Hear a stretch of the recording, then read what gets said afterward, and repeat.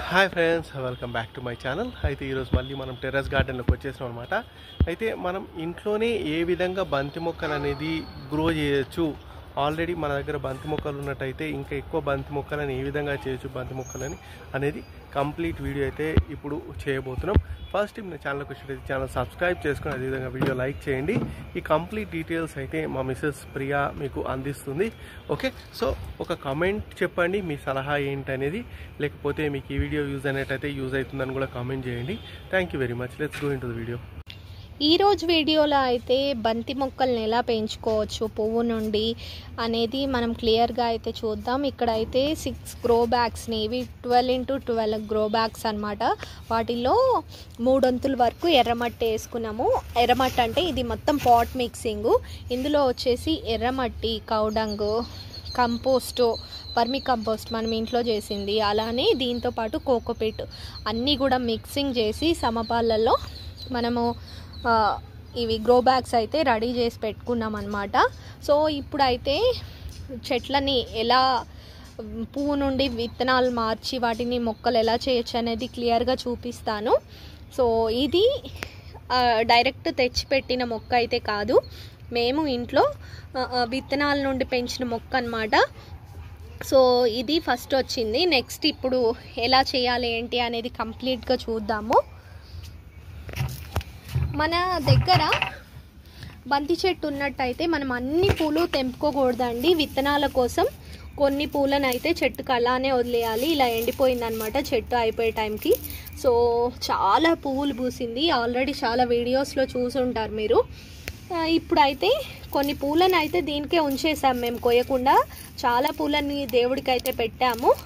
So మనము చెట్టుకే ఉంచేస్తే ఇంకా better అండి, మనం తీసి పెట్టే కన్నా. అలా లేదు మా దగ్గర ఒక్క చెట్టు కూడా లేదు అంటే మనం దేవుడి కోసం పండగలకి బంతిపూలు అయితే తెచ్చుకుంటాం ఖచ్చితంగా, గుమ్మాలకు కట్టడానికి దేవుడి కోసం. అవన్నీ కలెక్ట్ చేసుకొని పెట్టుకొని మనం సీడ్స్ లాగా ప్రిపేర్ చేయొచ్చు అనమాట. సో ఇప్పుడైతే మా ఇంట్లో ఆరెంజ్ ఉంది, ఎల్లో ఉంది. ఆరెంజ్ ఆల్రెడీ మీకు ఇప్పుడు చూపించిన మొక్క ఆరెంజ్, ఎల్లో అనమాట, ఇది ఆరెంజ్. సో వీటి నుండి అయితే ఇవి ఇదిగోండి, ఒక్క పువ్వులో మనకి ఎన్ని సీడ్స్ వస్తాయి అన్నమాట. సో వీటిని పువ్వుని ఇలా అనేసి సరిపోతుంది, మనకు సీడ్స్ అనేవి వచ్చేస్తాయి.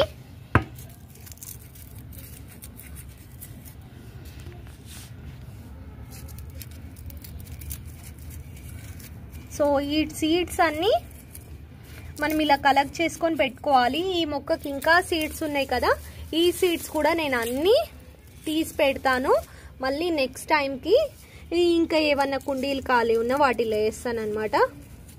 ఇప్పుడు అన్నీ ఇవి మంచిగా ఎండిపోయాయి. మనం డైరెక్ట్ ప్లేట్లో వేసి ఎండబెట్టే కన్నా చెట్టుకే ఇలా కొన్ని వదిలేసామనుకోండి, మనకు విత్తనాల రూపంలో తయారవుతాయి. కూరగాయలైనా అంతే అండి, మాటికి మనం సీడ్ కొనుక్కునే అవసరం ఉండదు. ఒకసారి పెంచామంటే మనకు సీడ్స్ వస్తూనే ఉంటాయి. కొన్ని వాటికే వదిలేయాలి, బెండకాయలు కానివ్వండి అలా.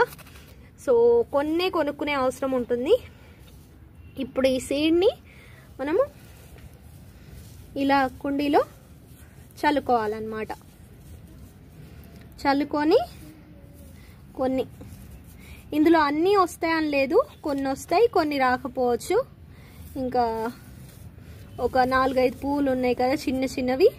సో అన్ని పూలు చల్లేసుకున్నాము. తర్వాత దీనిపైన చిన్న లేయర్, మరీ ఎక్కువ కాకుండా లైట్గా ఇలా మట్టి చల్లుకోవాలి కొంచెం. తర్వాత దీనిపైన వాటర్ స్ప్రింకిల్గా, స్ప్రేగా అలా చేసుకోవాలన్నమాట. సో చేత్తో ఇలా చల్లుకోవచ్చు, లేదంటే స్ప్రే బాటిల్ ఉన్నట్టయితే స్ప్రే బాటిల్తో కూడా చల్లుకోవచ్చు అనమాట. ఇంక ఇవి ఒక 1 వీక్లో మనకు మొలకలు అనేవి వచ్చేస్తాయి. నెక్స్ట్ స్టేజ్ని మొలకలు వచ్చాక ఎలా ఉన్నాయి అనేది కూడా ఇప్పుడు చూపిస్తాను.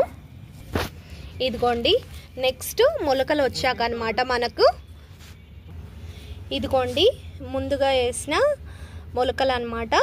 ఇవి ఒక 10 డేస్వి, 1 వీక్వి, 4-5 డేస్వి అలా ఉన్నాయి అన్నమాట. నాకు తోచినప్పుడల్లా, పైకి వచ్చినప్పుడల్లా ఇలా విత్తనం తీసేసి ఇందులో వేస్తూ ఉన్నాను.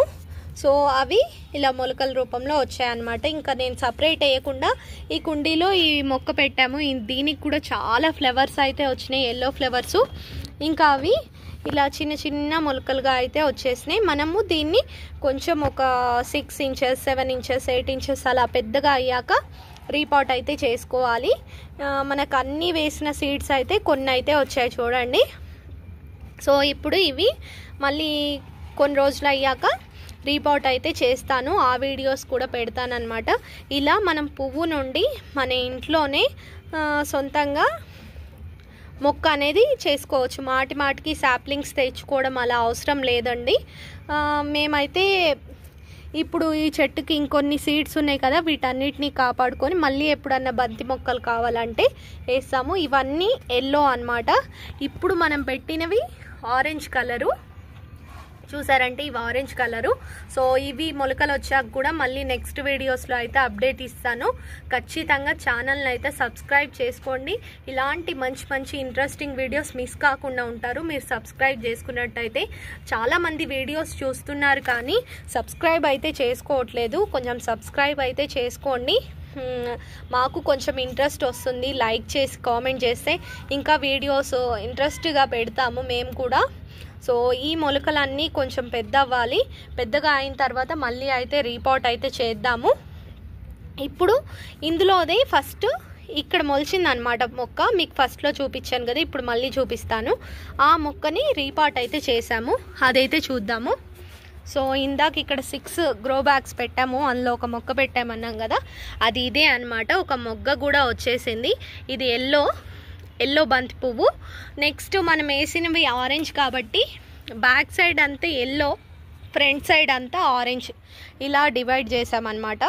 ఇంకా నెక్స్ట్ వీడియోస్లో ఈ పాట్స్లో ఎలా రీపాట్ చేస్తాను ఏంటి అనేది ఫుల్ వీడియోస్ అయితే పెడుతూ ఉంటాను, అలానే షార్ట్స్ కూడా పెడుతూ ఉంటాను. సో ఈ వీడియో ఎలా అనిపించింది అనేది కామెంట్ చేయండి. ఇంకా కొన్ని వర్క్స్ అయితే జరిగాయి, ఆ వర్క్స్ కూడా చూపిస్తాను ఈరోజు. ఇక్కడ గోంగూర విత్తనాలు అయితే నాటామండి పెద్ద గ్రో బ్యాగ్లో.